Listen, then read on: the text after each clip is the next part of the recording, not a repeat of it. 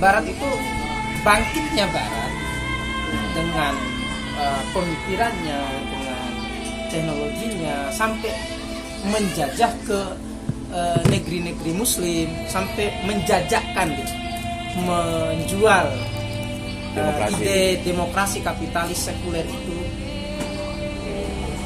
untuk dipakai oleh kaum muslimin sehingga meninggalkan rumah besar mereka yang bernama khilafah karena gara-gara janji kesejahteraan, kontrol sosial yang sangat baik dan keadilan. Ini gitu jargonnya ya. Jargonnya kenapa demikian? Penindasan yang terjadi pada saat itu kekuasaan, yaitu kerajaan yang bekerja bareng dengan agamawan, sehingga dia itu gini, bahwa kekuasaan ini juga mereka tuh atas pilihan Tuhan.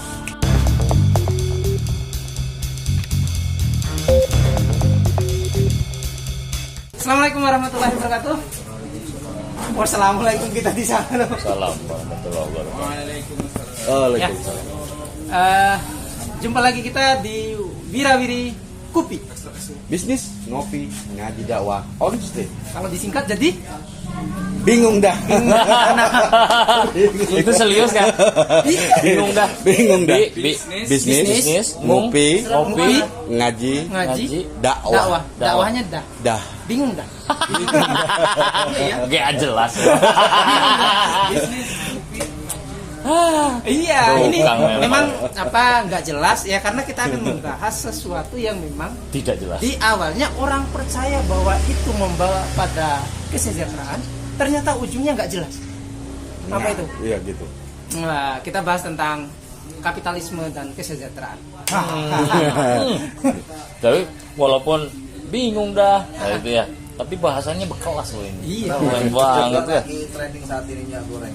Nah, justru itu kita bahas. Tapi dibahas dari akarnya. Kalau ngebahas itu dari ngakar banget ya. Kalau kita hanya akar seratnya, kita nggak cukup kuat karena kita mau cari akar tunggang dari sebuah tumbuhan yang bernama kapitalisme. Oke, yang mulai Om Biku atau Oh enggak, dimulai saja. Oke, kita mulai. Tadi ada minyak goreng gitu. Penjelasan minyak goreng. Lagi trending ini minyak goreng, teman-teman, sahabat Wirawiri Kupi. Karena kita bahas kok bisa gitu. Kita punya kebun kelapa sawit yang banyak. Tempatnya besar. Terbesar di dunia. Besar. Oh, matching. Kemudian ironisnya gitu, kita ngantri gitu. Ya, teman saya tadi pagi itu cerita ngantri minyak goreng gitu. Nyari-nyari gitu. Iya, di pasar gitu. Padahal kita besar. Ini ironi pertama. Ironi keduanya adalah kita memakai sistem demokrasi yang katanya bahwa itu mensejahterakan, sehingga kita mengabaikan sejarah kejayaan kita yang 1300 tahun yang lalu, hanya karena mengambil demokrasi ini yang kebangkitan Barat itu karena demokrasi. Nah, apakah benar ini? Ya kita konfirmasi gitu. Kita konfirmasi. Bukan tempat bingung deh. Bingung dah. Bagaimana? Jawabannya sebelum dikupas tuntas, bingung deh. Bisnis, ngopi, ngaji, dakwah. Bisnis, ngopi, ngaji, dakwah. Bingung deh.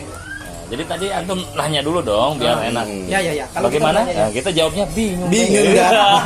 Baru kita bahas. Mau diulang kah? Diulang ya. Enggak ada apa-apa kan ini langsung. Jadi tadi gimana? Bagaimana problematika itu akan dikupas? Oke, kita akan bahas minyak goreng yang melambung tinggi di negeri yang kaya akan kelapa sawit. Kemudian kita akan mengupas sistem yang mengelolanya, di mana katanya demokrasi adalah akan membawa masyarakat ke jalur kesejahteraan, tetapi kenapa hari ini kita sulit. Begini? Ya, kita akan kupas di bingung dah. Oh, dah apa deh? Bingung dah.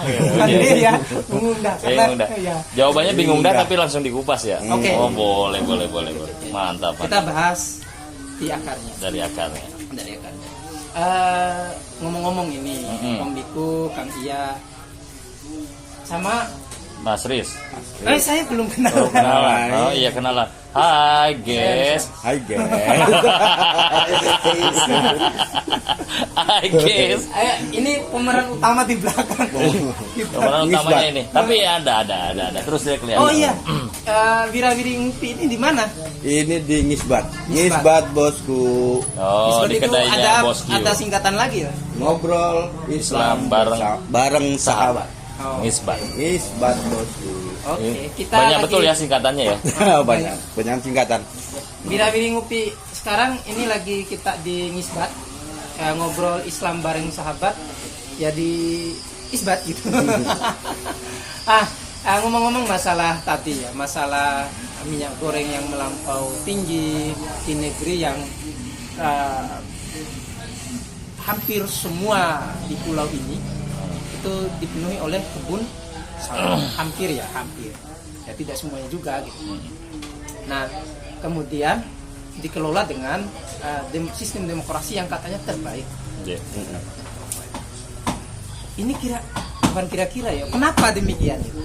Padahal Barat itu bangkitnya Barat dengan pemikirannya, dengan teknologinya sampai menjajah ke negeri-negeri Muslim, sampai menjajakan gitu, menjual ide demokrasi kapitalis sekuler itu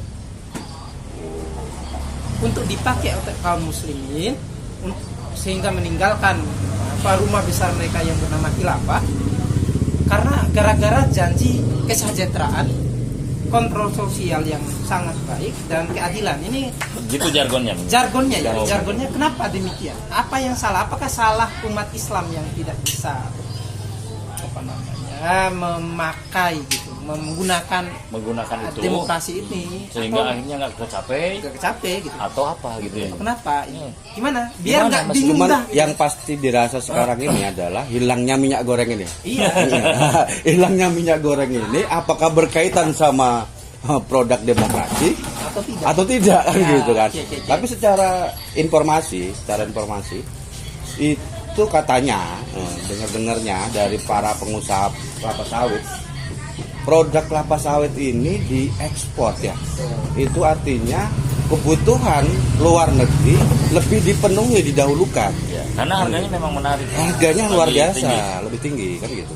Terus keuntungan itu kemana gitu? Nah, keuntungan ini otomatis larinya ke Korporat, pengusaha, artinya kan begitu.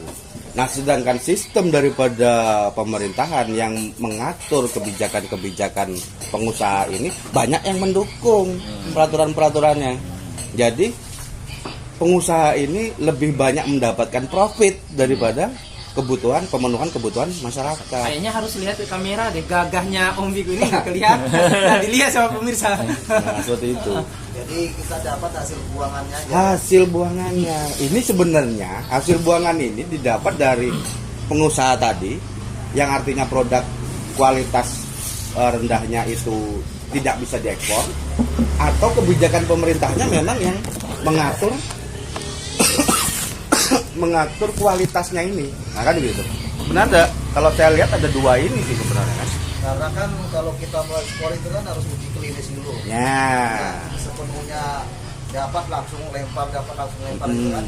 Nanti kan ada quality control. Ada quality control. Quality control ini dari pihak pengusaha dan pemerintah pastinya kan begitu. Artinya yang menerapkan kualitas ekspornya seperti apa. Cuman herannya lagi, kalau memang ada kualitas yang second atau kualitas kedua, loh kenapa sekarang barang kosong?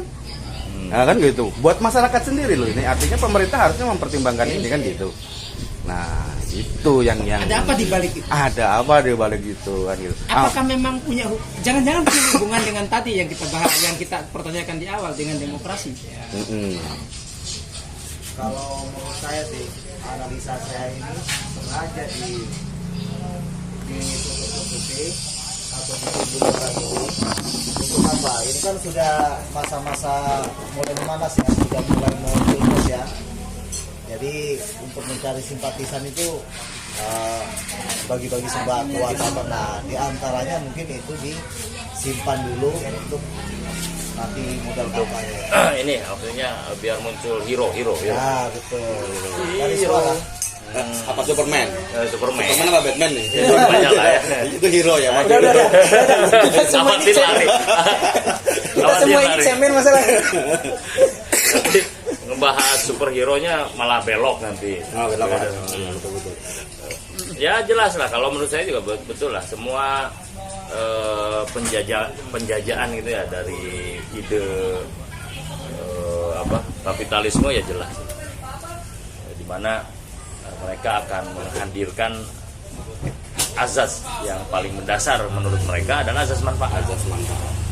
Azas manfaat inilah yang menurut siapa yang berkuasa ataupun siapa yang punya kaitan dengan kekuasaan, itu dirasa manfaat, ya udah itu yang digarap. Ya masyarakat, umat, ya belum tentu jadi manfaat, ya udah tinggalkan. Makanya ada istilah-istilah, kalian nih masyarakat membebani kami gitu kan. Rada repot kan begitu. Oke, ini menarik ini.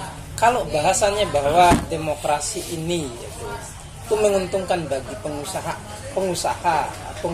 atau orang yang dekat dengan kekuasaan, didesainnya seperti itu. Lalu Lalu jargon dari rakyat, untuk rakyat, oleh rakyat, untuk rakyat itu kemana? Kedua, itu pertama. Kedua, Nah, kita bahas dulu yang pertama. mau yang pertama dulu. Selesaikan yang pertama baru Selesaikan yang kedua. pertama, karena Oh, iya, begini. sudah. Karena begini, pengusaha ini rakyat bukan? rakyat. Rakyat. Nah, ketika pengusaha ini menciptakan parlemen, mendukung sistem demokrasi, berarti kan untuk rakyat.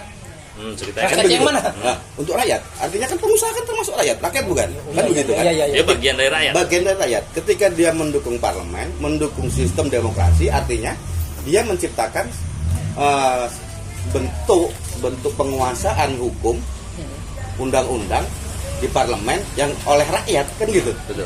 Nah kan, Itu udah kejadian maksudnya. udah kejadian kan seperti ini kan? Seolah-olah diterapkan lah itu. Seolah-olah diterapkan, kan gitu.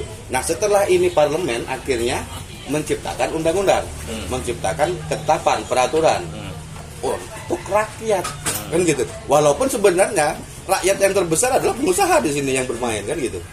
Oh, berarti rakyat Nah, yang dimaksud di sini bisa adalah jadi. untuk bisa jadi untuk itu tadi. yang mendukung orang-orang parlemen ini tadi, ya bisa jadi seperti itu. Berarti ada benarnya gitu, kata siapa, Abraham Lincoln ya, presidennya Amerika itu, bahwa demokrasi itu sebenarnya dari rakyat, oleh rakyat, dan untuk rakyat. Itu sebenarnya rakyat yang dimaksud adalah rakyat 100% itu, untuk dari 100%, oleh 100%, untuk 100%. Bisa jadi itu kalau kata Om Miko seperti itu. Ya, jadi gambarannya ya. Terwakilkan gitu. Sudah Iya. terwakilkan. Jadi kalau misalkan itu tidak terwujud, saya rakyat bukan. Nah, itu udah kejawab gitu. Udah kejawab. Tapi memenuhi nggak di faktor yang kedua, yaitu mensejahterakan dan memenuhi hasrat keadilan. Nah, itu akhirnya kan nggak ketemu. Kita ke sejarahnya kan gitu ya. Sejarah lahirnya demokrasi ini kan kita tidak lepas dari ketidakpuasan, pengengkangan yang dilakukan oleh kerajaan. Khususnya kita bahas khususnya di Prancis, walaupun pada umumnya memang Eropa atau Barat gitu, yang mengekang, satu, para cendekiawan, kedua, memiskinkan sampai semiskin-miskinnya rakyat gitu. Atas nama titah Tuhan dari raja gitu. Akhirnya kan mereka memberontak, kemudian setelah itu melawan, habis Raja Louis itu dipenggal di tengah rakyat, kemudian diganti dengan demokrasi. Nah, demokrasi ini muncul untuk supaya tidak mengulang kondisi yang sebelumnya gitu. Yang menjadikan traumatis di bangsa Eropa benar. Barat dan ini kan secara historis demokrasi lahirnya untuk gitu, untuk kesejahteraan bersama gitu. Supaya tidak ada lagi penguasa atau namanya itu yang menindas rakyat atas nama ini dan itu gitu. Betul. Ini kayak bertolak belakang gitu. Dari ide dasar untuk mensejahterakan secara historis, kemudian ke depannya masa depan berikutnya kok malah bingung dah gitu. Nah, ini menarik. Maksudnya saya coba juga ini menceritakan historical secara singkatnya lah ya. Tadi beliau menyampaikan juga tuh. Jadi penindasan yang terjadi pada saat itu kekuasaan, yaitu kerajaan yang bekerja bareng dengan agamawan. Awas tuh tumpah. Agamawan, sehingga dia itu gini, bahwa kekuasaan ini juga mereka tuh atas pilihan Tuhan. Iya. Nah, dia sehingga firmannya Tuhan itu dipegang oleh agamawan, itu kerja bareng lah, kawin silang. Nah, itu berada di kaum borjuis. Dari kaum borjuis itu dia ternyata yang menindas, ujungnya itu seperti itu. Apa kata raja, nah, itu sama dengan kata Tuhan juga. Artinya rakyat harus tunduk mutlak. Nah, sehingga kaum borjuis tadi itu benar-benar menikmati itu. Sehingga kaum borjuis itu, atau bahasa istilah lain tuh berwarna biru, darah biru kan, itu sejarah darah biru itu begitu, bangsawan darah biru itu gini, saking wenaknya gitu loh. Santai di rumah, kalau keluar pakai payung, itu loh film-film Baron itu kan, itu gambarannya. Dia disorot seperti ini, panas, dia ketutup, bahkan kalau berendam itu sampai ada dayang-dayang ya. Terus sih jangan dibayangkan, saking putihnya itu, darahnya walaupun merah nampak di luar kan biru. Nama biru kan, neng gelis itu, biru tuh. Nah, di situlah kalimat darah biru. Nah, karena memang kenikmatan kesejahteraan yang mereka dapatkan, sementara masyarakat bertani, bercocok. Begitu datang mereka dari sang raja untuk memberikan upetinya, mengambil hartanya, tidak boleh ditolak. Sekali menolak bisa dipersekusi, dihukum, bahkan semaunya dia. Bahkan ada yang diperkosa, ada yang dibunuh juga. Penentangan itu karena dianggap menentang Tuhan. Titah Tuhan melalui raja yang terpilih itu. Nah, dari gambaran itu akhirnya masyarakat tuh lama loh, hampir 6-7 abad kapok. Nah, secara fitrah manusia mereka itu tidak senang dengan kondisi itu, merasa tidak sejahtera, tidak adil, kebebasan dihalang-halangi. Kan itu ide-ide yang hadir, tertutup, bergerak di bawah tanah, mencuat, dipelopori oleh kaum buruh, bekerja bareng dengan cendekia. Nah, dari situ akhirnya digugurkan lah. Saking gemasnya dengan 7 tahun di perdaya itu, 7 abad itu, dia akhirnya menggantung raja terakhir. Dan digantung oleh usus pastor terakhir gitu, saking emosinya. Jadi agamawan yang menobatkan dia sebagai raja dari perintah, dari firman Tuhan itu jadi tali gantungnya. Tali gantung itu saking apa? Saking gemes, kesel gitu, melahirkan trauma. Akhirnya menang kan itu. Begitu menang, kan itu. Terus ngapain kita? Ya udah, kita laksanakan lagi, kita lanjutkan kehidupan lagi. Aturannya mau nggak ngambil aturan kayak kemarin? Nggak boleh. Nah, di situ trauma akhirnya menutup. Yang kemarin tuh lo bikin kita hancur. Nah, ini ide dasar pertama, sehingga dalam ide yang hari ini kita kenal dengan kapitalisme namanya itu, lahirlah itu sekularis. Memisahkan. Begitu mau melanjutkan kehidupannya, butuh aturan agama dipisah. Gitu kan, itu pertamanya. Aturan agama, aturan Tuhan itu nggak usah dipakai, dipisah. Kalau aturan agama itu dipakai dalam wilayah private, ibadah dirinya dan ibadah kepada Tuhannya. Bahasanya di gereja sajalah. Nah, dengan demikian sudah terpisah. Waalaikumsalam. Dengan kondisi yang sudah terpisah itu, akhirnya aturan itu ada nggak? Nggak ada. Nah, dari tidak ada itu akhirnya teridei lah oleh Yunani.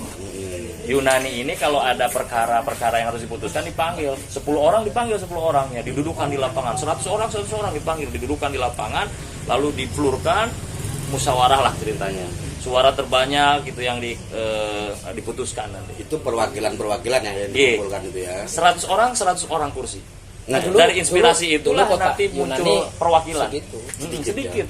Nah, ide itu yang diambil akhirnya oleh yang ceritanya tadi di Perancis itu, revolusi industri. Nah, akhirnya lahirlah kedua, yaitu turunan dari sekular itu. Begitu mau melakukan kehidupan butuh aturan dipoting dengan jumlah kursi tadi. Tapi ini 1 juta, ya udah kursinya 100, satu kursi mewakili sekian. 1 juta bagi 100 ya, akhirnya muncullah hal-hal yang tadi turunannya. Jadi Kedua itu akhirnya muncul demokrasi dari rakyat, oleh rakyat untuk rakyat. Tapi di samping itu bersandingan dengan mengangkat individu untuk mengungkapkan kebebasan berpikir, liberty itu. Jadi 3 itu sudah turun. Nah, dalam kekuasaan dan keputusan-keputusan dari ngumpulnya itulah nanti ada sosok yang lebih kuat.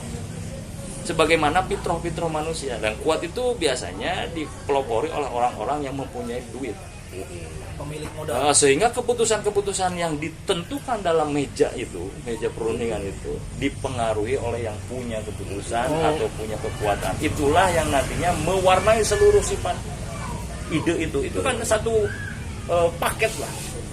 Nah, dari situlah dengan asas manfaatnya itulah lahirlah kapitalisme. Ya, kapitalisme ini yang mewarnai semua. Sehingga khasnya dalam ide ini adalah kapitalis. Bukannya bukannya ini konfirmasi aja ya, konfirmasi atau kita membahas di Wirawiri Kopi ini. Senikmat kita menikmati kopi. Ya.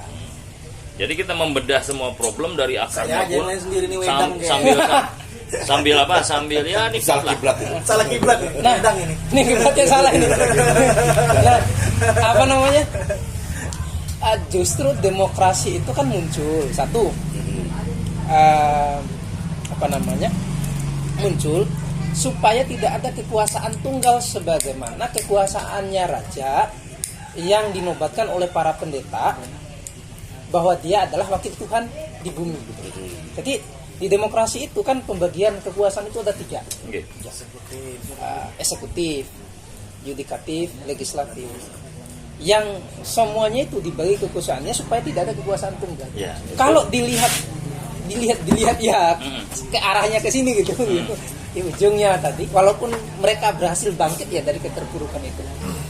Kalau dilihat kok rasa-rasanya mengulang kembali gitu. Sebenarnya sama ya. Hampir sama aja, cuma penerapannya sama. Beda model aja. Beda waktu. Pemisahan tadi eksekutif, yudikatif dan legislatif itu kan teknis dari demokrasi itu. Iya. Nah, karena tidak mau juga dijadikan kejadian seperti sebelumnya, maka dibuat 3. Nah, itu ceritanya. Harapannya terjadi penyeimbang lah. Ada yang filter, ada yang bumper gitu ya. Sebelum terputuskan lalu menjadi kezaliman kan begitu. Kenyataannya tidak terjadi.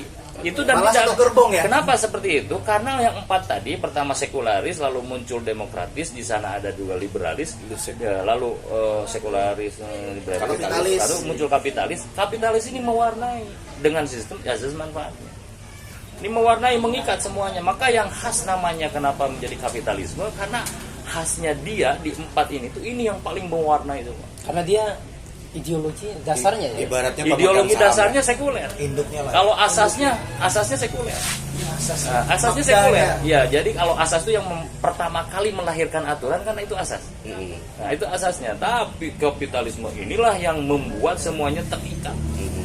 Asas manfaat dari kapitalisme itu. Dan yang terkenal itu di bidang ekonominya gitu Ya, kurang lebih seperti itu. Nah, dari kondisi inilah maka apapun ya istilahnya mau 3 bisa aja kan disuap, bisa aja kan dikondisikan. Oleh siapa? Yang punya kekuatan itu. Disebutnya ashabul mal. Kalau Rijaluddin kan terlalu cantik untuk dibahasa diarabkan. Terlalu cantik.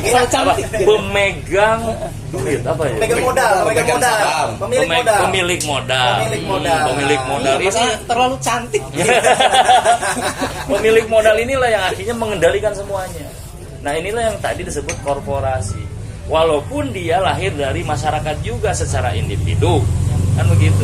Maka begitu ada aturan mengganggu dirinya, mengganggu bisnisnya, mengganggu kedudukannya, udah itu harus dikat.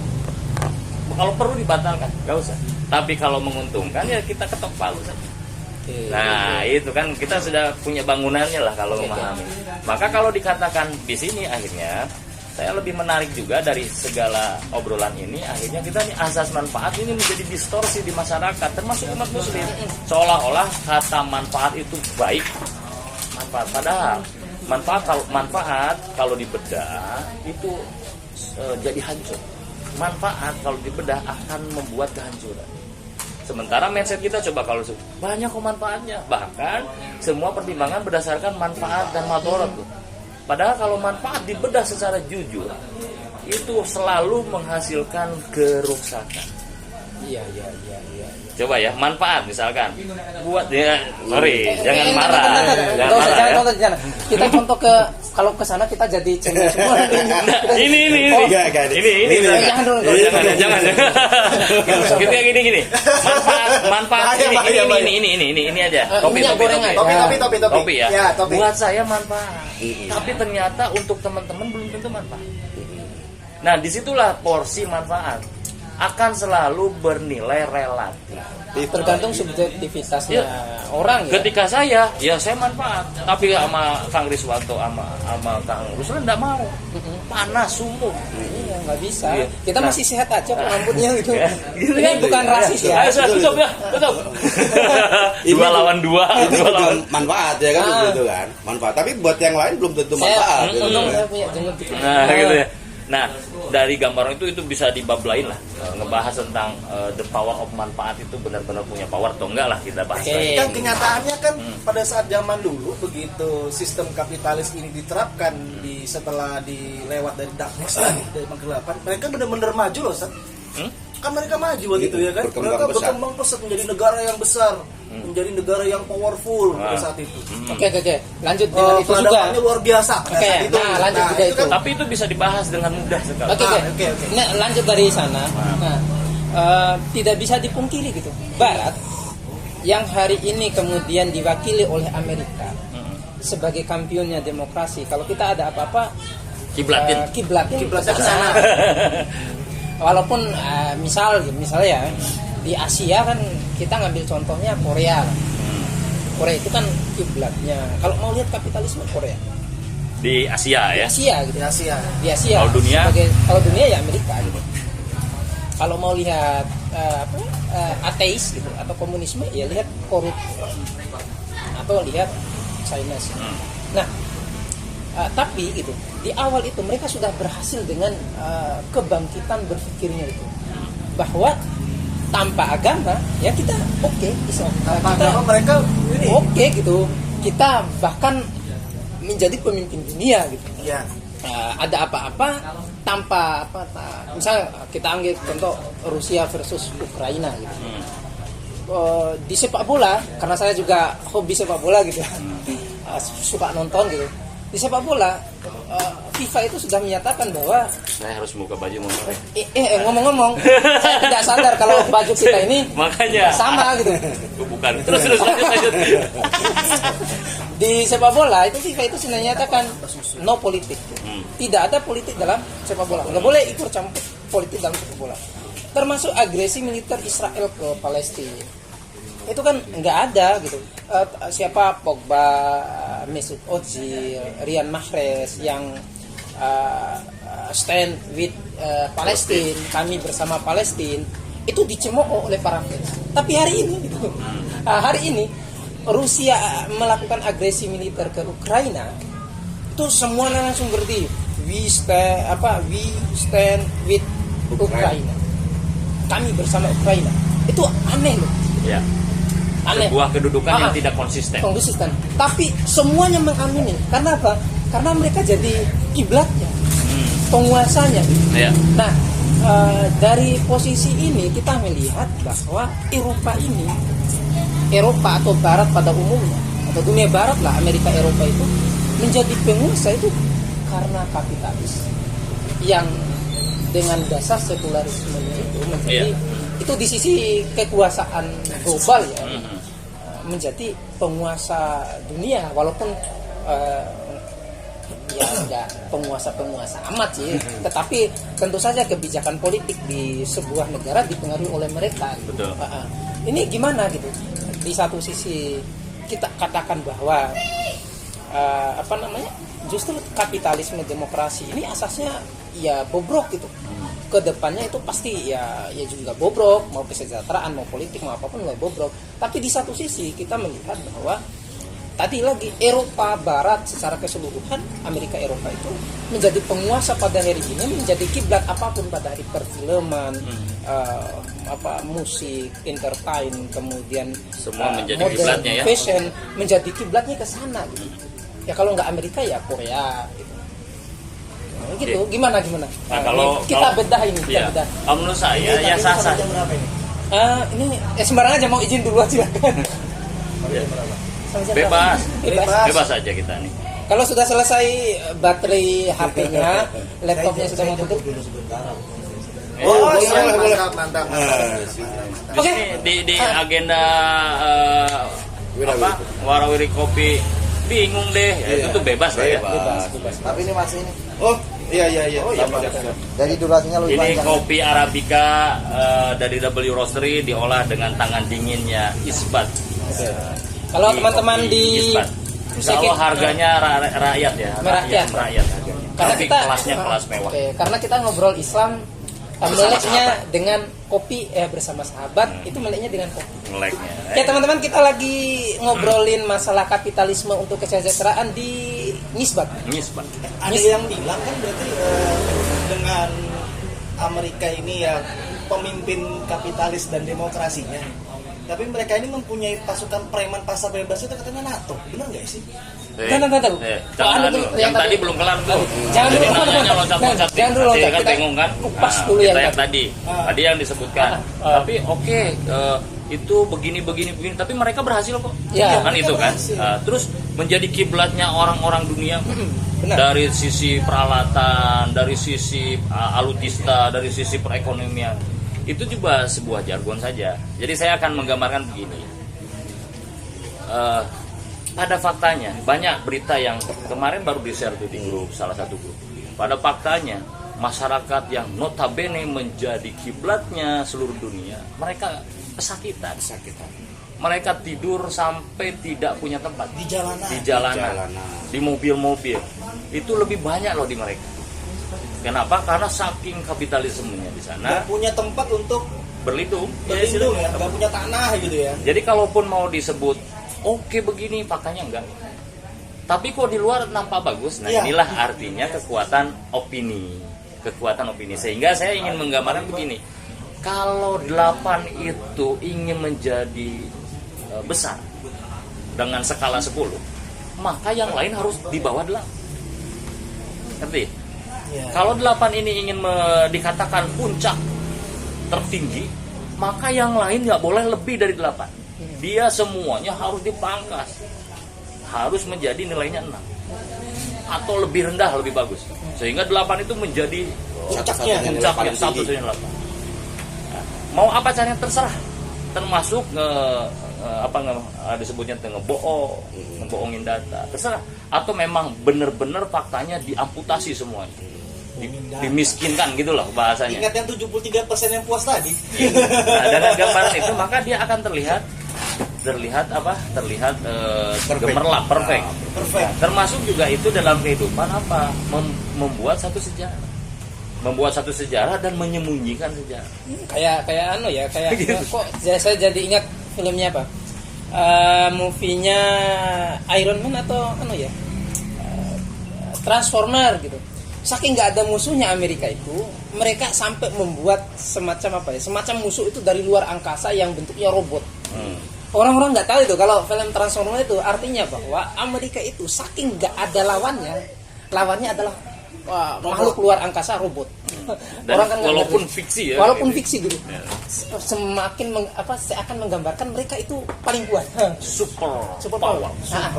Gitu. Oke. Super power ya, bukan Superman ya. Ya, bukan. Kalau itu lain. Nah, dengan gambaran seperti itu, maka kalau ingin mempertahankan 8 itu dia mentok gitu ya. Dan satu-satunya harus tetap dibikin bagus. Akhirnya kan salah satu yang dia buat adalah bagaimana bermanfaat 8 itu. Ya yang lain dipangkas. Terserah, kata manusia itu tidak mensejahterakan, tidak memuaskan rasa keadilan, terserah. Hajar wae. Makanya akan ada konsistenan. Di satu sisi pembunuhan di satu wilayah dikatakan biasa saja, bahkan tidak mau ngelirik. Tapi di satu sisi dia seolah-olah Pejuang seluruh dunia ini harus menangis Masih ingat gak bom-bom itu yang katanya juga boneka juga walau itu kan seolah-olah seluruh dunia itu harus memframing kalau itu Prancis itu yang bom itu. Ya nggak usah jauh. Ini sekarang ya Rusia di Ukraina. Itu pun sama. Hari ini kan begitu.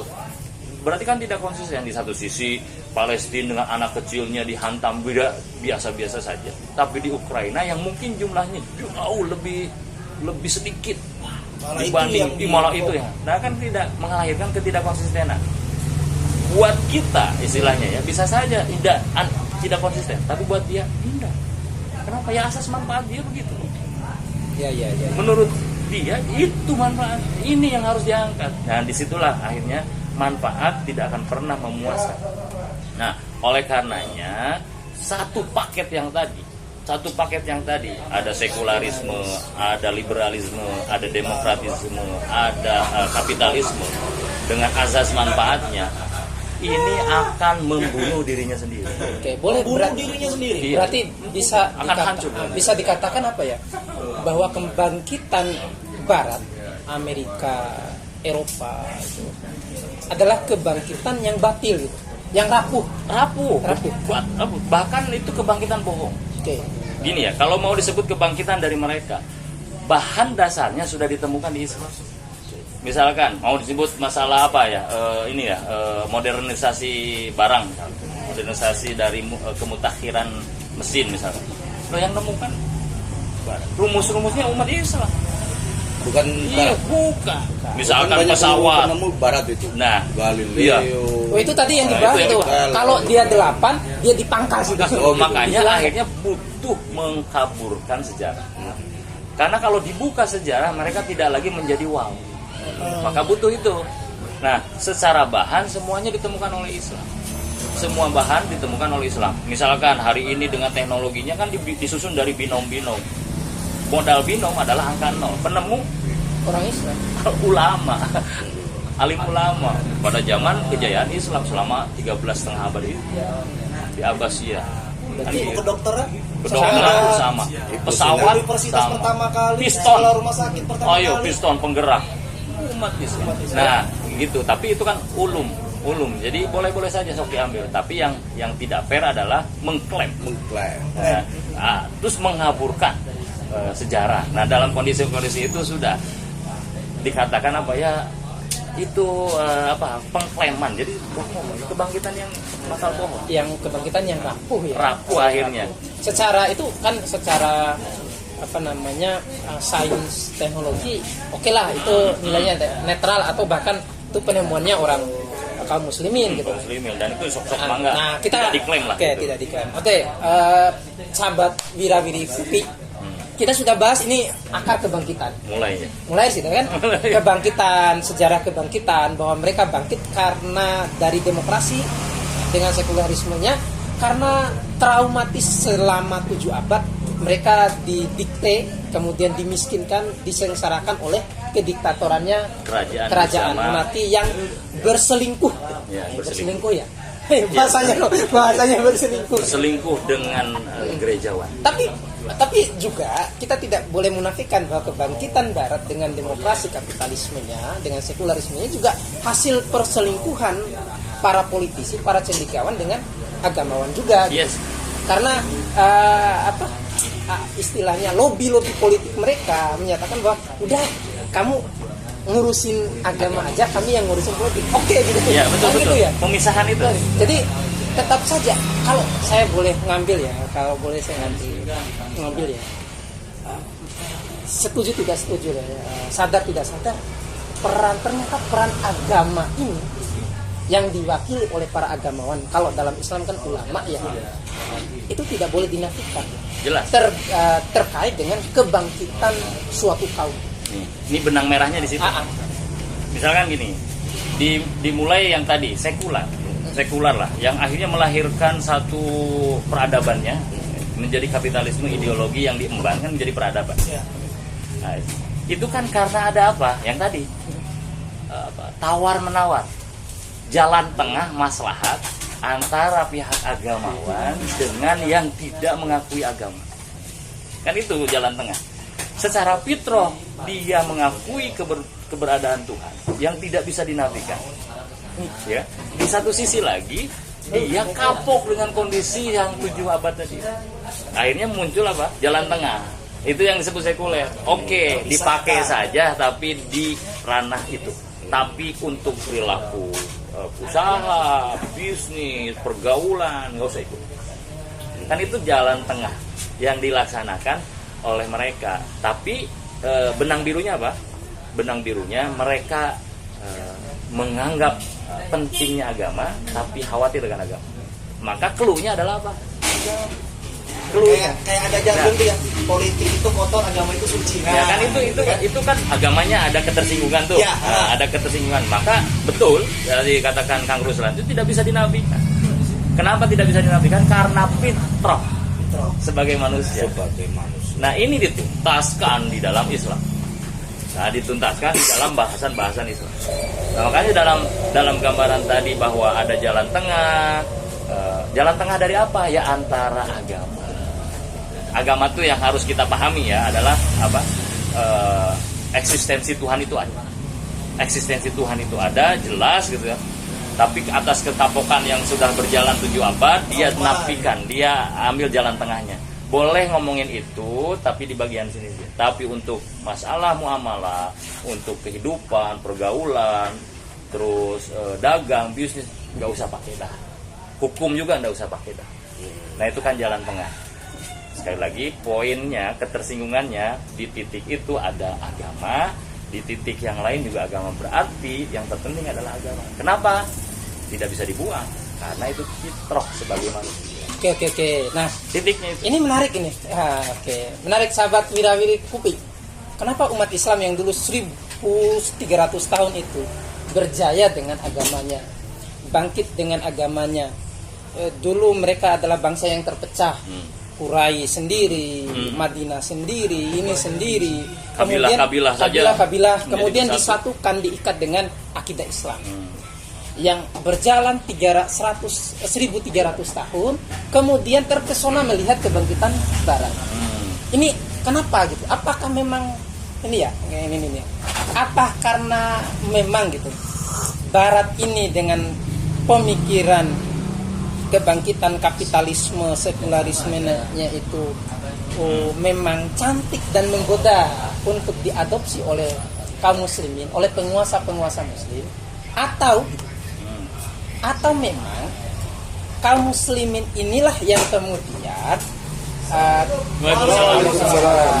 kaum muslimin inilah yang kemudian merasa bahwa Islam ini sudah usang gitu. Gitu. Islam ini sudah iseng. Istilahnya apa ya? Rumput tetangga lebih hijau. Gitu. Nah, ini kenapa bisa gitu? Apa karena memang Barat memang sangat terpesona akhirnya Allah.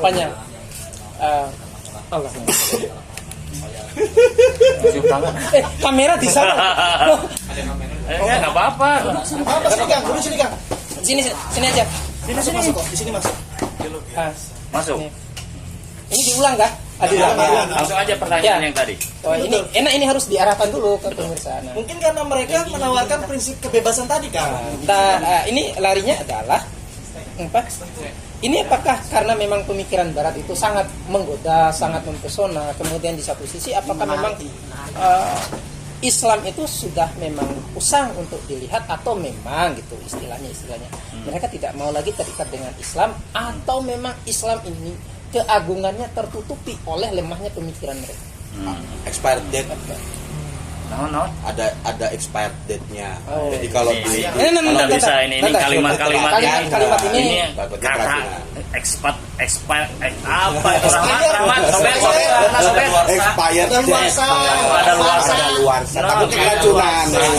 Ini saya kebalik tadi ya. Yang tadi adalah pemegang modal di bahasa Arab kan. Siapa tadi apa bahasa Arabnya? Ashabul mal.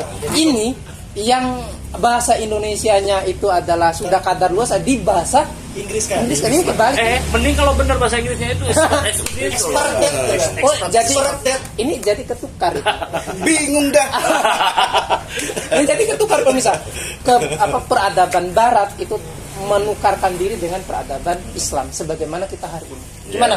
Kenapa bisa kita ngambil peradaban Barat, bisa kita ngambil Ayo, mau siapa dulu?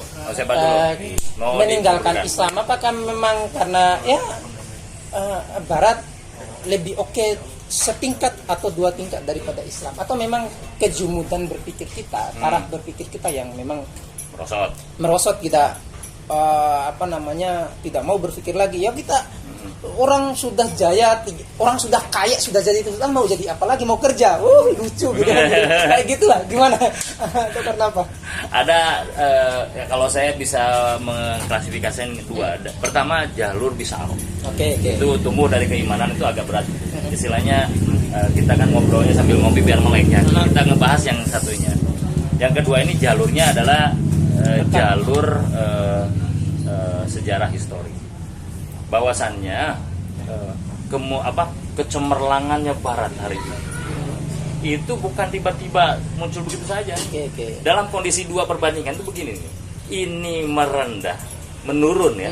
Yang ini dia bahkan pelan-pelan naik. Bahkan bisa jadi naik itu cuma 1 strip aja.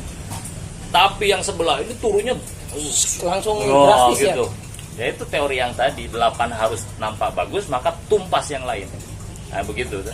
Nah kemerosotan Islam inilah, kemerosotan cara berpikir umat Islam inilah terhadap Islam yang membuat akhirnya 1 step meningkat saja dianggap wow. Karena akhirnya begini. Nah gitu. Padahal itu hal yang biasa. Biasa banget. Bahkan kalau mau jujur, bahkan disempurnanya dia menyempurnakan kelemahannya dia. Jadi naiknya itu lemah itu. Naiknya itu lemah. Kesempurnaannya dia dalam membuat jargon dia meningkat, modern, itu mengklaim penemuan-penemuan Islam dengan sejarahnya, seolah-olah mereka akhirnya yang lain dihapus.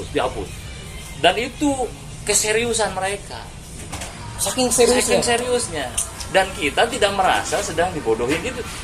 Padahal ini kalau bahasanya gini, ini Islam ya, kita vulgarnya gini, ini Islam, ini peradaban Barat. Bahkan dulu sempat dikatakan ini peradaban Timur, ini peradaban Barat. Jadi belah 2 itu untuk memudahkan peta mereka, mana yang diperosotin, mana yang dinaikin gitu. Nah setelah diperosotin, truk jatuh. Nah ini kan naik sedikit saja itu berharga buat orang-orang di sebelahnya. Termasuk seriusnya dia tuh mengolah orang-orang yang di sini dengan 3F itu. Bahwa manusia yang mengaku dirinya muslim itu harus diganti sudut pandang dalam pikirannya tentang fashion food. Ya. Intinya 3 perkara ini yang akhirnya menjadi mereka tanamkan ke umat Islam. Di satu sisi dia juga mengolah sejarah agar sejarah yang milik umat Islam itu kabur, tidak ngerti tentang identitasnya. Kurang 1 F-nya itu. Apa? Pernikahan. Kenapa demikian, pemirsa? Enggak, saya jadi ingat ini. Saya kan salah satu hampir semua ya. Ya, enggak semua lah. 75% movie-nya Korea itu mungkin saya nonton gitu. Movie-nya termasuk mungkin drakor ya. Ada satu film yang menarik kalau tentang identitas sejarah. Salah satu kenapa mungkin ya kalau kita kaitkan dengan kalimatnya Syekh Taqiyuddin An-Nabhani di kitab Mafahim maupun di kitab Daulah, di kitab Takatul gitu. Ini ya, atau di kitab pertamanya Nizamul Al-Islam, peraturan hidup Islam, bahwa bangkitnya suatu peradaban, bangkitnya manusia itu tergantung pemikirannya. Nah, pemikiran yang bagaimana? Pemikiran yang tahu identitasnya kan? Identitasnya kita dari mana, untuk apa, dan kemana gitu. Nah, di film itu gini, ini filmnya film Korea dijajah oleh Jepang. Nah, kebijakan Jepang pada saat itu adalah semua nama orang Korea itu diganti dengan Jepang. Kebahasanya orang Korea diganti dengan bahasa Jepang. Sampai kata ayahnya ini yang kan anaknya sekolah ya, pengajarnya orang Jepang, namanya diganti dengan nama Jepang. Pulang dia bilang, ayah, namaku ini diganti oleh guruku gitu. Bahasa ayahnya begini, kalau kamu namamu Jepang, bahasamu Jepang, nanti anak cucumu tidak tahu bahwa kamu adalah orang Korea. identitas. Hal-hal yang mungkin ya bagi orang sekarang ini ya, nggak masalah gitu. Nggak apa arti sebuah nama, arti sebuah ini. Ternyata ini terkait dengan identitas itu. Termasuk kekuatan bahasa gitu. Bahasa Arab gitu. Orang kan kalau nggak English nggak keren gitu. Tapi orang tidak tahu bahwa sesungguhnya gitu bahasa kita adalah bahasa Arab. Ya? Sampai saya nggak bisa bahasa Arab loh. Betul. Karena itu ketidaktahuan identitas. Karena identitas saya tidak tahu identitas saya awal itu seperti ini dan ditutupi. Ya, betul. Apa memang istilahnya sampai sekejam, sampai sengeri itu ya gitu, penutupan sejarah-sejarah itu. Kalau saya mengatakannya bukan sengeri itu, bukan. Mereka tuh serius. Nah, gitu kan. Jadi kalau ngeri itu menurut saya biasa, tapi mereka tuh serius untuk menjadikan dirinya itu super power. Sesuatu yang tidak berharga seolah-olah berharga. Seriusnya itu dihantam pemikiran yang lawannya, lalu dia poles punya dirinya. Walaupun polesnya sedikit, nah ini nampaklah gaya-gayanya tuh cuantik kan, itu bahasa sales lah ya. Bahasa sales ya. Edifikasi. Barang yang buruk bisa menjadi baik kan. Nah, betul. Nah, itu dengan cara memburukkan yang lain kan. Nah, itu kurang lebihnya. Atau mengaburkan atau diturunkan, semua lini dimasuki. Dari ya kalau teknisnya ya, kalau kita sadar nggak sadar, dari mulai iklannya, dari mulai filmnya, dari mulai gambarnya, dari mulai gaya kehidupannya, itu selalu diulang-ulang. Dan itu dimulai dari pemikiran yang serius kan. Berpikir serius dia untuk membuat sesuatu yang rapuh jadi. Nah, mestinya kembali ke identitas. Kembali ke identitas. Jadi ketika seperti itu dan tahulah tadi disampaikan bahwa tahu ternyata sosok yang barusan disebutkan gitu, adalah ketika ditelanjangi, ya Allah rapuh mak. Harusnya kan kita mencari mana yang nggak rapuh. Serapuh sarang laba-laba ya. Itu serapuh laba-laba. Akhirnya kalau sudah serapuh sarang laba-laba, layakkah kita di situ? Nah disitulah kita secara akliah harus berpikir, nyari yang layak kita tinggal itu. Ini kembali ke identitas. Ini masalahnya gitu. Kenapa kaum muslimin itu tidak mau gitu? Apakah memang terlalu jauh pengaburan itu? Satu. Kalau terlalu jauh pengaburan berarti sangat serius mereka. Yang kedua, mereka tidak tahu bahwa mereka itu memang sudah bukan mereka ya, kita gitu. Iya, kita itu tidak sadar sedang diturunkan. Cara berpikirnya. Jadi biasa-biasa aja gitu. Nah, kalau sudah tahu kalau sudah tahu santai, fenomena apapun yang hari ini kejadian, wow-nya itu biasa. Bahkan misalkan gini, akhirnya kembali masuk tuh minyak goreng. Itu. Minyak goreng memang harusnya apa berpikirnya? Biasa. Memang harusnya begitu kok. Kalau enggak begitu ya bukan sistem ini. Bukan kapitalis. Gitu. Asik begitu. Inilah cara dia harakiri. Kalau mau sadar. Karena kerapuhannya bersandar kepada asas manfaat, ini dikiranya benar padahal salah. Jadi blunder ini. Gitu. Jadi itu udah alamiah. Dalam bahasa ini bisa dikatakan bahwa setiap keputusan itu nggak bisa memuaskan semua orang. Benar. Oh gitu dalam umumnya obrolan gitu ya. Ya kan. Jadi wajar saja jika ada yang tidak puas. Ya itu memang keumuman orang akan menjawab begitu. Wajar dong begini. Enggak. Makanya ini ngobrolin tentang apa? Perilaku dalam tatanan kehidupan. Makanya semua akan butuh akidah. Asas berpikir. Yang tadi sekuler, maka akan ngomong begitu. Kenapa? Bahwa sekuler nanti akan mengatakan tidak ada kebenaran absolut, yang ada relatif semua. Nah ini yang menjadikan semua relatif semua, termasuk manfaat, akan terus digaungkan. Termasuk umat Islam yang kemakan kata-kata tadi. Iya. Kita dapat ini pemirsa Wirawiri Kupi. Kita dapat banyak hikmah di sini, termasuk benang merah tadi bahwa kebangkitan Barat memang mereka bangkit. Memang kita tidak bisa pungkiri sejarah menyatakan demikian, fakta menyatakan demikian. Tapi kebangkitan mereka adalah kebangkitan yang rapuh. Sebagaimana rapuhnya sarang laba-laba. Yang kedua ada fakta juga yang menarik kita temukan di sini, hasil obrolan Wirawiri Kupi. Bingung dah. Di Ngisbat ini ngobrol Islam bareng sahabat. yang ditemani oleh kopi racikan ini siapa ini? Iya, W Restri dan racikan Bang Isbat. Oke, ini di belakang ini. Iya. Bisa. Ini kita dapat benang merahnya satu, yang kedua yaitu peran ulama. Entah ulama dalam sudut pandang Islam atau ulama dalam sudut pandang agama lain, bahwa mereka selalu punya andil dalam hal kebangkitan barat dengan komprominya ulamanya, agamawannya dengan para cendekiawannya, sehingga melahirkan sekularisme. Nah, sementara Islam juga seperti itu, jumutnya pemikiran kaum muslimin karena jumutnya juga pemikiran ulamanya, akhirnya menerima kebangkitan pemikiran barat yang rapuh tadi untuk dijadikan landasan berpikir, jadi kiadah fikriyahnya, kepemimpinan berpikir mereka. Nah, sampai kaidah fikriyah, kaidah untuk berpikirnya. Oke, kita lanjut ini. Masih anu ya? Iya. Masih banyak ya? Oh, masih ya. Mie goreng. Oke. Mie goreng. Oke, kita masih Biar kelihatan di warung. Pesan minum dulu dong. Oh gitu. Saya sudah habis juga. Habis. Mie goreng. Oke. Supaya kita tidak bingung dah, kita lanjutin. Karena tadi kita sudah bahas tentang sejarah, identitas kebangkitan sampai ke ranah bahwa kapitalisme tidak akan memberikan kesejahteraan. Nah, Poligami belum masuk. Belum masuk. Kita akan masuk sekarang. Oligarki.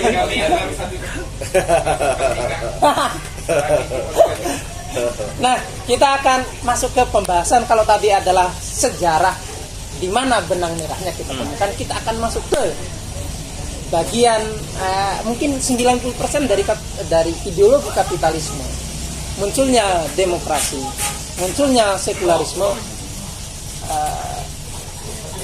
Ada masalah di belakang. Ya, oke. Kayaknya motor saya juga yang di pinggir sana. Malu, kita berada di tengah-tengah pasar yang Oke. sangat fenomenal. Ya, teman-teman, ini di Misbat bukanya jam berapa nih, Kang Isbat? Oh, pagi in the morning. Early morning jam 8 biasanya. Malamnya sampai tutupnya? Ya kan? Oh, jam 1. Jadi in the morning jam 8, tutupnya jam 1. Atau mungkin kalau ada sahabat yang mau ngobrol di sini, mau ditemanin kopi hangat, kopi dingin, kopi susu kurma gitu. Itu Ada di sini. Andalannya itu. Ada di sini. Kopi susu kurma. Iya, ada di sini. Kopi susu kiri, kopi susu kanan. Iya, sudah. Nah, Tangan kiri, tangan kanan maksudnya. oke, ya sudah. Kita akan bahas di wilayah, kalau tadi wilayah sejarah, kita masuk ke wilayah ranah ekonomi. Karena kapitalisme, kemudian demokrasi, sekularis, kemudian liberalisme, semua itu ada untuk kepentingan ekonomi. Hampir 90% kepentingan ekonomi. Mereka mau mengambil kekayaan harus punya ranah hukumnya secara ilegal, supaya nggak ilegal gitu. Oke, kita akan bahas wilayah ekonomi, kenapa minyak goreng mahal atau langka. Lahirnya di situ ya malah. Ini ada pemirsa di sini, kameranya di sana. Di sebelah sini aja. Ini di sini aja. Ngambek. Oh, ya sudah, ya Di Allah. sebelah sini lah. Ini duduknya di sini. Nah, Di sini. Misal Semakin jauh. Oh, ya Allah. Wih, ngambek. Ngambek sudah. Ngambek kan. Oke, ini nama juga warung Iya, warung kopi kopi. ya begini. Ya, begini. Takutnya arah kiri. Oke, kita masuk ke wilayah yang lebih dalam dikit ya. Di akar cabangnya aja gitu. Akar cabang nanti juga lari ke akarnya sih. Iya, nggak mungkin enggak. Nggak mungkin enggak, karena bangunan itu karena ada fondasinya sih. Iya, betul. Ya, gitu. Nah, ini ngomong-ngomong langkah minyak goreng. Ini punya satu sisi yang Ana bahas di awal ya. Iya, tadi. Tadi kita langkah minyak goreng di negara dengan Yang kaya. kebun kelapa sawitnya. Satu, ini kan ironi ya. Saya punya uang di dompet, ternyata uangnya punya orang gitu. Kan lucu gitu. Iya. Yang kedua, demokrasi memberikan harapan, memberikan janji bahwa dengan demokrasi inilah rakyat itu bisa sejahtera. Tapi kenyataannya kita hari ini ngantri minyak goreng gitu. Apakah ada Ngantri itu saya kira gratis. ternyata bayar ya, beli juga, beli aja ngantri. Iya, beli aja Dan terbatas. kan terbatas. Ngeri. Itu kan apa namanya, ya lucu juga sih, nggak lucu sih tapi Ya, bikin gimana gitu, gemes gitu. Nah ini apa sih gitu, kenapa sih bisa demikian, di mana sih alur Sampai akar nyampe ke sana. berpikirnya kapitalisme ini yang bisa membuat miskin, padahal janjinya adalah harus mensejahterakan. Gimana bisa di kupas dikit lah. Kalau nanti teman-teman penasaran, kita dingisbat aja gitu. Ya, Bersama kalau Wira-Wira. nggak tuntas pun ya datang aja ke sini, kita bahas ya dengan style ngopai Ya, gini. oke, silakan. Siapa Ya, yang mau buka? Kang, sok, mangga. Ayo. Kang ini. Om Wiko. Om Wiko, silakan. Sudah tadi. Ini Kang Alpian, ayo. Berat ini saya. Gimana di poin apa tadi katanya janji mensejahterakan, Iya. melindungi, memenuhi kan gitu. Iya. Bahkan ada undang-undang juga yang menyampaikan bahwa yang menguasai hajat hidup orang banyak harus dikuasai negara. Iya. Dan diserahkan digunakan untuk sebesar-besarnya untuk kepentingan rakyat kan Itu gitu. undang-undang tertulisnya seperti itu. Nah itu kan pada faktanya kok enggak tuh harusnya Ya. dari mana kan gitu. Dari mana sih? Kenapa sih bisa begitu? Begitu, ayo mangga. Ayo dong ngopinya Kita aja. bahas pemikirannya loh, bukan Pemikirannya. bahas yang lain. Gitu. Ya, kita bahas pemikiran dari mana gitu. Dari mana gitu? Kalau Mulai. dari saya sih, kalau dari sisi ekonominya itu berarti dari hak kepemilikan ini dulu, hak kepemilikan suatu harta tadi itu. Jadi bahwa kapitalis ini menganggap bahwa negara itu tidak punya peran seharusnya dalam sistem perekonomian. Jadi yang wajib, yang perlu untuk bisa mengembangkan perekonomian itu hanya dari swasta saja, dari luar. Nah, itulah yang mereka berusaha untuk hembuskan, mereka berusaha untuk kuasai di situ. Kalaupun itu milik negara ataupun milik rakyat atau milik publik, itu juga tetap harus semaksimal mungkin bisa dikuasai swasta. Nah, di situ. Jadi karena dari swasta itu juga ada mereka mulai beli dengan pasar bebas, di mana contohnya kalau minyak goreng ini di sana lebih mahal nih, di negara sana nih lebih mahal, di negara sendiri lebih murah. Ya udah mending dijual ke sana aja. Nggak apa-apa tuh, Kang Rizko di sini aja seperti nggak itu. apa-apa. Biar nampak ya pemirsanya ngelihat antum tuh kelaparan gitu kan. Karena Karena dari pembicaraan sisi ini berat. kepentingan dari sisi ininya tidak di handle oleh negara, semuanya swasta. Nah, dari sisi hulu ataupun dari sisi hilir juga begitu, hampir sebagian besar seperti itu. Lalu dia lagi kesempatan di pasar bebas ini kan sangat luas ya. Jadi yang ikan-ikan teri atau pengusaha-pengusaha kecil tuh kelibas sama ya pengusaha-pengusaha besar di pasar bebas tadi, ya kan? Seperti dalam suatu ring tinju, di mana ring tinju itu sudah ada yang raksasanya di situ, tetapi menghajar yang kecil-kecil, nah gitu tuh pasar bebasnya di situ, maksudnya gitu. Oke. Nah, ini larinya menarik ini. Iya betul. Jualnya ke sana gitu. Jualnya ke sana. Kenapa? Saya menariknya begini. Anehnya bukan menarik, anehnya. Mereka jual ke sana kan untung banyak ya. Gede. Untung banyak, Untungnya gede ya. untung gede. Terus untung gede ini kenapa nggak menghidupi Dalamnya iya gitu kita ya, yang di dalam. miskin ini gitu. Ya itu dari mulai kepemilikan tadi, Kepemilikan kepemilikan tadi, Oke. istilahnya swasta diberikan keleluasaan juga, bahkan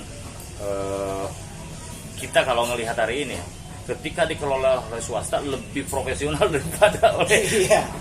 Oleh itulah gitu. kan gitu. Ah. Jadi seolah-olah kepemilikan itu pun akhirnya kalau apa-apa sedikit nanti akan diswastakan. Terus Sehingga perangnya tak potong ya, langsung tak potong aja ini. Iya, potong. Biar enak aja, biar dia udah ini nih. natural. Terus ke penguasanya atau negaranya fungsinya apa? Kan janjinya tadi itu seperti itu. Kalau hajat hidup orang banyak dikuasai oleh negara untuk kesejahteraan sebesar-besarnya untuk kepentingan rakyat gitu.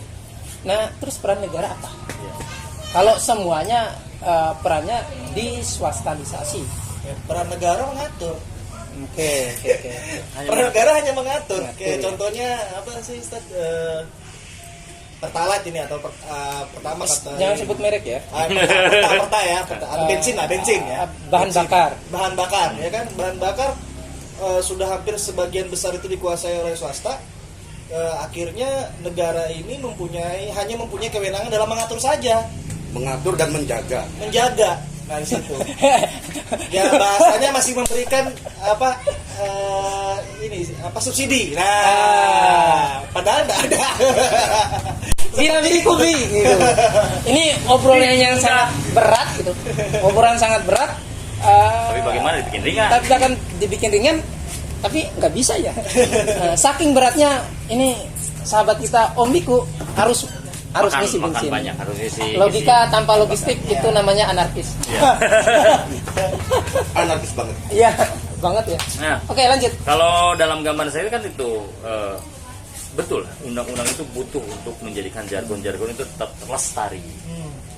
Tapi dalam porsi yang tadi ada sekularisme, ada liberalisme, ada demokratisme, lalu ada juga kapitalisme. Dan kapitalisme memenuhi semuanya. Semua ini akan dipengaruhi oleh kapitalisme tadi, oleh sosok yang disebut pemegang modal. Maka pemegang modal itu dari bangsa yang korporat, pengusaha. Pengusaha itulah yang akhirnya memegang kendali penguasa.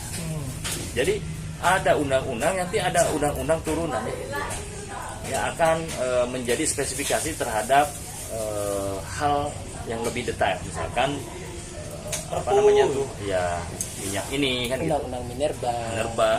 Sehingga disitulah pengaruh-pengaruh yang bisa dimainkan. Memang alur kaidah berpikirnya kapitalisme melalui sistem demokrasi memang seperti itu.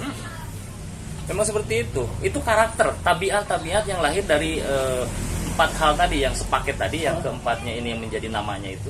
Kapitalisme memang begitu. Berarti dari rakyat oleh rakyat untuk rakyat itu kemana? Nah itu pun sama, bisa dikanter oleh dia dengan mengabulkan bahwa saya juga bagian dari rakyat. Ya. Tapi yang akhirnya ya asas manfaat yang dia ambil dan dia pegang sebagaimana dianya sebagai pengusaha, itu pun dia pakai, sehingga akan tabrakan. Jadi tidak konsisten lah sebuah aturan itu, walaupun nanti itu akan dilahirkan itu akan tabrakan. Nah, maka obrolan ini berbicara di atas dari basis atau asas sekuler, memisahkan kehidupan dengan agama, dengan porsi Tuhan gitulah bahasanya. Dan itu di asas itulah yang menjadikan semua yang ada di atas ini menjadi tidak stabil, tidak akan pernah duduk. Maka tidak bisa hari ini ngobrolin begini, tapi tidak dibawa ke ranah paling asas. Ya, makanya tadi disebutkan bangunan Burj Khalifa itu sampai setinggi itu karena adanya fondasinya yang kokoh, sehingga layak tingginya sekian 100 meter. Nah, disitulah posisinya. Hari ini dengan gambaran tadi sekularisme tadi itu lemah. Sehingga apa yang ada di atasnya itu harus dibuat seolah-olah kuat. Pada hakikatnya lemah. Kenapa? Karena memang dasarnya lemah. Benar. Nah, kelemahannya ini yang harus dibedah. Pada faktanya, ya kan gitu. Pada faktanya, nggak usah ngaitin deh dulu ke Islam. Pada faktanya nih manusia itu ada dari mana? Sok tanya. Kan itu sampai dia bingung sendiri dari mana. Dari cicak nggak mungkin, dari dinosaurus nggak mungkin, dari monyet saya bilang monyet marah. Oke, kita potong. Biar saya potong.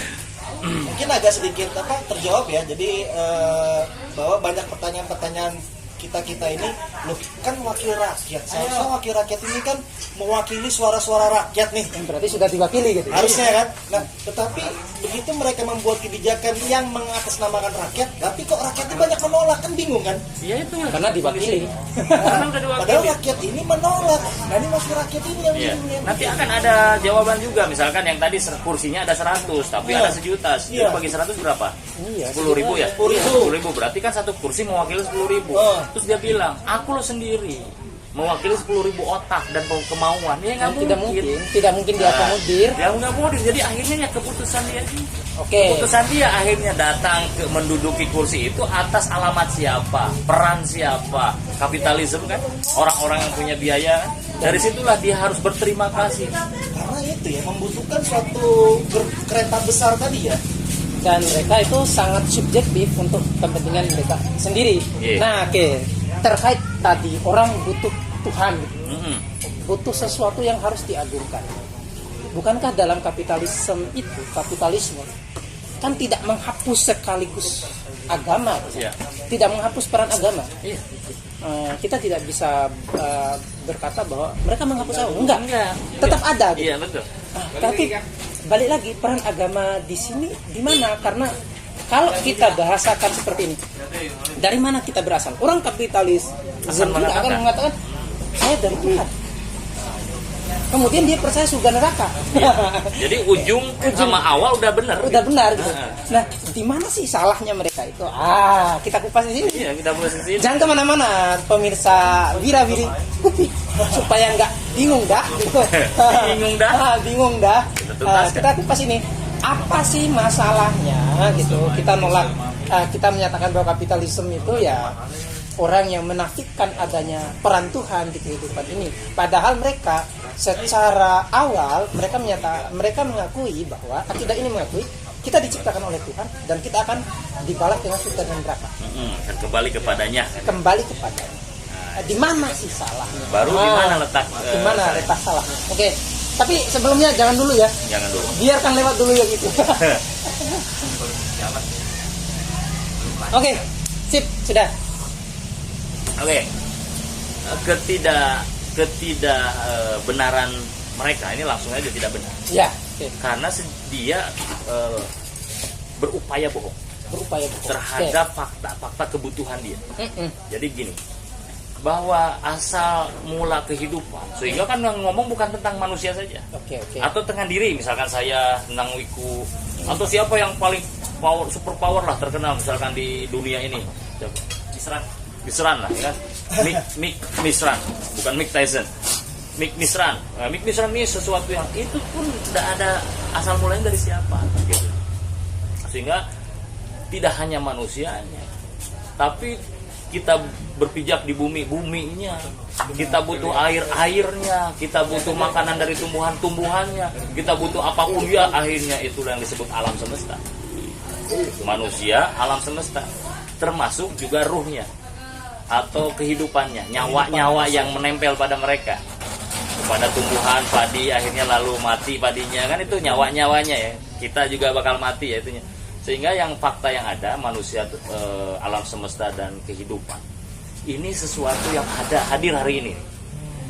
Ya dunia inilah ya, anggapnya kehidupan. Bahkan ada sesuatu yang di luar kita, misalkan ada kehidupan mungkin di Mars kan gitu ya kan, ada kehidupan ya, minimal kan ada bendanya lah.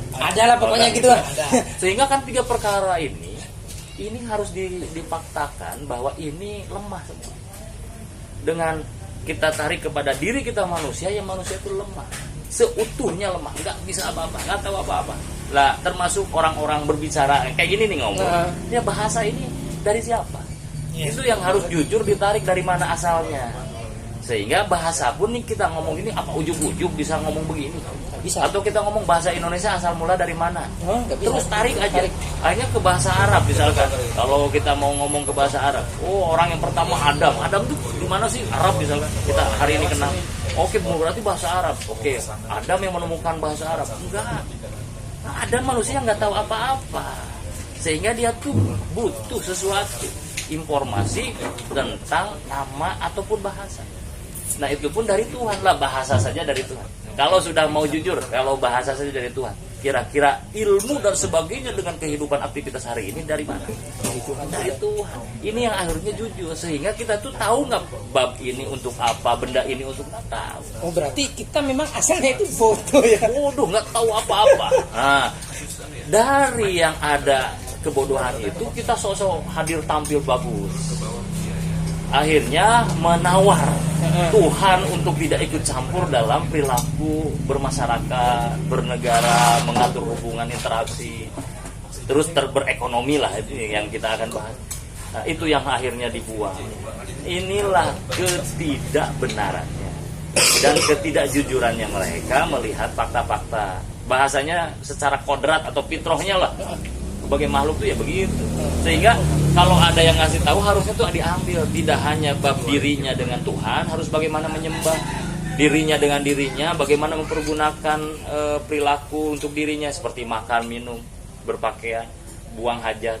Nah, itu kan dirinya. Berarti tidak cukup. Tidak cukup, termasuk bagaimana saya berinteraksi baik dengan manusianya ataupun dengan alam semesta. Oke, berarti tidak cukup hanya untuk saya percaya bahwa Allah yang menciptakan saya, bahwa Allah adalah Tuhan saya, dan saya beribadah untuk Allah untuk masuk surga ataupun kalau kurang masuk neraka. Tetapi kalau boleh disimpulkan, kehidupan kita ini harus diatur dengan syariat Islam. Iya, harus diatur oleh kata Tuhan itu yang menciptakan. Bahasa umumnya begitu loh. Karena kita mengakui lemah, maka yang menciptakan tadi kan sesuatu yang besar, yang maha. Oke. Tidak terbatas. Dapat titik poinnya saya itu. Dapat, ya? Kenapa kapitalisme itu gitu? Kita katakan batil karena tadi memang dia mengakui bahwa adanya Tuhan. Memang dia mengakui ada surga neraka, tetapi dalam jalanan kehidupan itu dia tidak mengatur. Dia tidak mau nerima. Tidak mau menerima, menafikan. Ya? Menafikan Tuhan. Kan sombongnya manusia. Sombongnya kita makhluk gitu loh, yang namanya manusia. Itu namanya sekularisme tadi. Okay. Akhirnya kita butuh mengatur hubungan laki dan perempuan. Tidak apa-apa, yang penting ada lubang, laki sama laki jadi gitu. Kalau ada orang bilang gini, ya apa sih? Ada kan akhirnya LGBT akhirnya dibolehkan. Oke, kalau boleh dilegalkan. Kalau boleh saya katakan begini, Anda katakan begini. Sekularisme itu manakala kita berandai-andai atau meyakini bahwa saya ini bisa masuk surga dengan sholat, zakat, puasa, haji tanpa pengaturan kehidupan itu, kehidupan publik, kehidupan bernegara itu tanpa diatur oleh Tuhan. Apa itu sekularisme juga? Sekuler. Bahkan bisa jadi kalau ditarik ini, kalau udah ngomongin ke nas, ke dalil, ke Islam ya, dia ancam gitu. Bahkan akan menjadi orang muflis.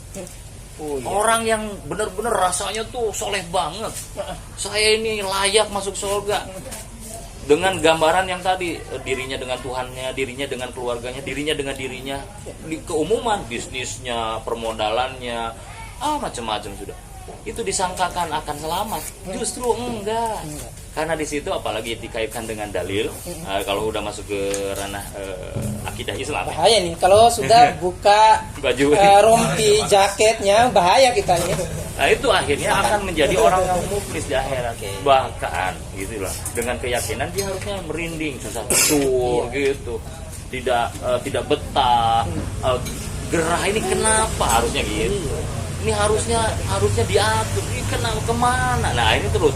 Akhirnya minyak goreng itu salah satu dari istilahnya ranting kecil dari permasalahan hidup itu. Kenapa? Karena fondasi awalnya itu adalah fondasi yang sangat rapuh tadi. Karena manusia ingin menjadi Tuhan. Ya, benar sekali. Ini kok jadi kayak cuma 2 manusia di muka bumi ini, pemirsa. Kalau pemirsa sudah tahu, cuma 2 manusia di muka bumi ini yang mengaku dirinya Tuhan. 1 Namrud, 2 Fir'aun. Tapi dua-duanya mati. Dan tidak punya keturunan. Apakah Anda ingin menjadi bukan Anda ya, terlalu kasar ya. Apakah kita mau menjadi penerusnya generasi Fir'aun atau penerusnya Raja Namrud? Tapi kita sudah tahu bahwa akhir dari Fir'aun dan Namrud mati dengan sangat terhina. Ditenggelamkan oleh Laut Merah, dimatikan oleh seekor nyamuk Namrud itu. Jadi saya tertarik tadi kata saya tadi tentang terjadi kemerosotan pemikiran umat. Nah tadi kan beliau singgung itu. Jadi sebenarnya itu bagaimana berarti artinya kita ini sebagai umat ini yang harus berpikiran seperti apa yang bisa kita tuh apa yang harus kita lakukan untuk membangkitkan itu sebelum membahas tentang apa yang harus kita lakukan harus ditemukan akar permasalahan. Titik singgungnya. Sebelum kasih obat harus tahu obat ya. Titik singgungnya kemerosotan itu karena kita diangkat pemikiran Islam, dimasukkan tentang konsep-konsep bahagia menurut versi-versi yang tadi yang lemah tadi. Dimasukkan nih kalian itu yang penting hidupnya itu fun aja, makannya wena, gak apa-apa seksi, yang penting itu tren ya. Yang penting antum ini semua eksis, terakui kehidupannya, udah begitu saja. Nah kan dari situ titik singgungnya yang tadi. Nah kemerosotan berpikir ini dimaksud adalah ide yang lemah tadi diambil oleh namanya kaum muslimin, membuang pemikiran yang sudah ada, identitas yang ada jargonnya kan, hidup cuma sekali, yang penting happy. Ya itu salah satunya. Nah itu diambil. Nah inilah yang akhirnya mengakar Termasuk juga bisa jadi kita kemarin saat itu begitu. Nah itu kan merosot, tapi bukan berarti tidak bisa berubah. Tinggal di input lagi, diinstal lagi, diulang-ulang sampai menguat, termasuk juga kepada masyarakat. Kemudian disebarkan. Terus disebarkan. Kalau kita sudah duduk, oh iya, baru kita sebarkan.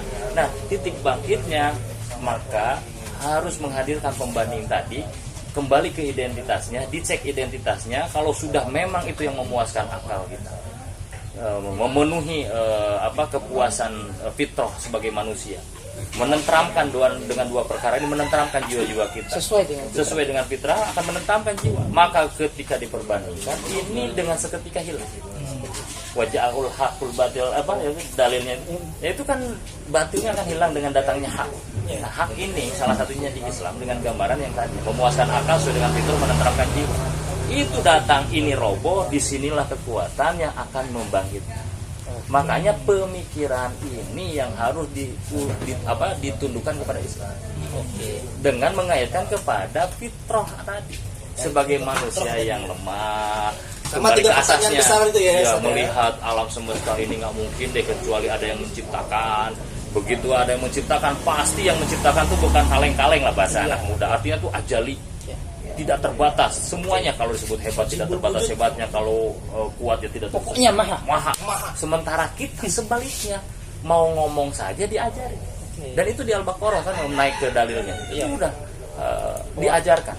Wa 'allama Adama bi asma'i.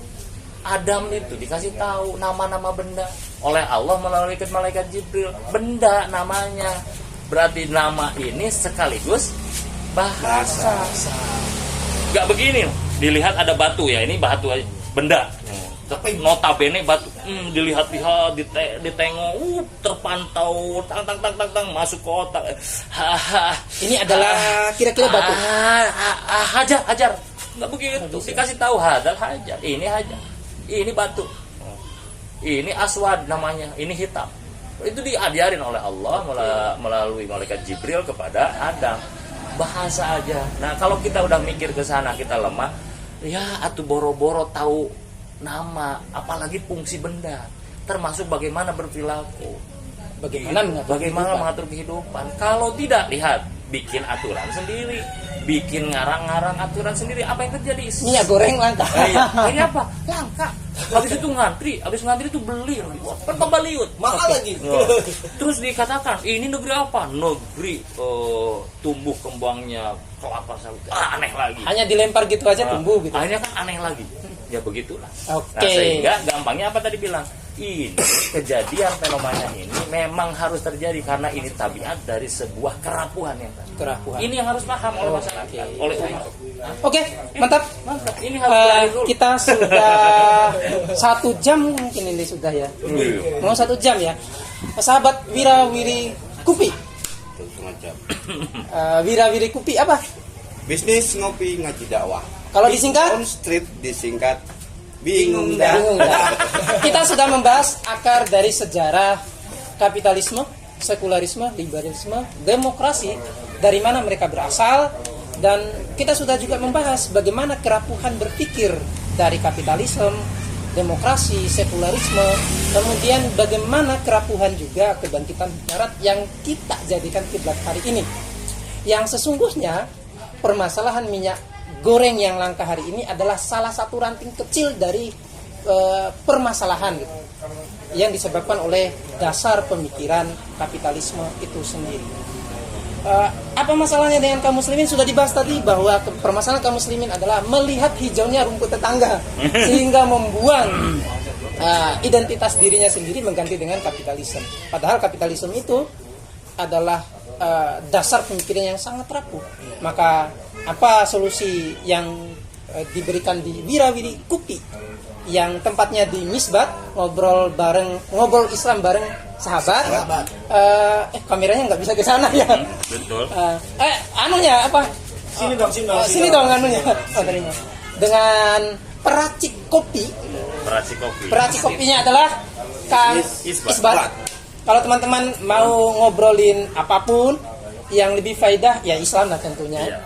Di Isbat bukanya the morning jam 8, nutupnya jam 9 atau sampai jam 1 malam kalau Malam, itu teman-teman kalau mau kuat, ya. kuat. Kalau kuat, ya. Kalau kuat ya, kalau kuat.